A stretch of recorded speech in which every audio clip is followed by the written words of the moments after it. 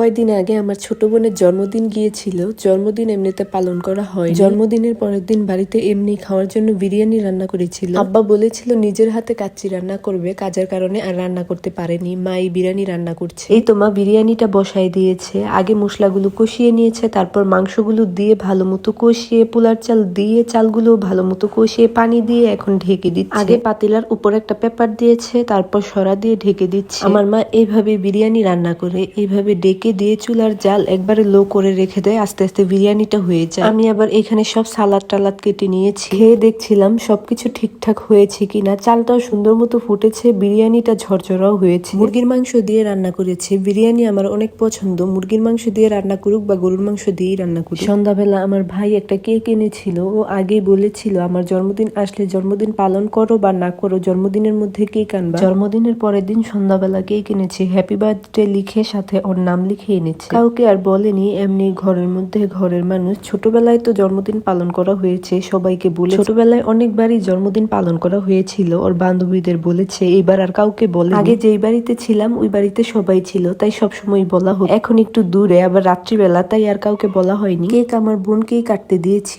ও কেটেছে। ও কেটে তারপর আমাকে খাইয়ে দিয়েছিল, আমার ভাইকে, আমার মাকে, সবাইকে খাইয়ে দিয়েছি। আমি আবার পুরো কেকটা টুকরো টুকরো করে কেটে দিয়েছি। সকালবেলা ওর বান্ধবীদের সবাইকে দিবে। মা আবার সবার জন্য বাটিতে বাটিতে রেখে দিচ্ছে। এমনি কেক কাটার আগে ওর কয়েকটা ছবি তুলেছিলাম। তারপর কেক কেটে যাদের বাড়ি কাছে তাদেরকে দিয়ে এসেছি, আর যাদের বাড়ি দূরে তাদের জন্য রেখে দিয়েছি সকালে দেওয়ার জন্য।